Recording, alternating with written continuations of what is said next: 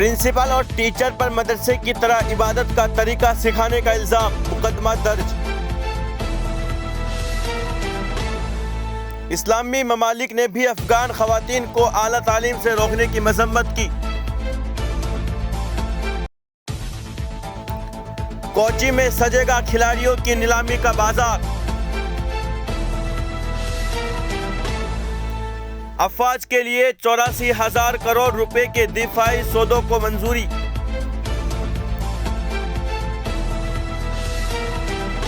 بغیر کورونا جانچ کے تاج محل میں داخلہ ممنوع۔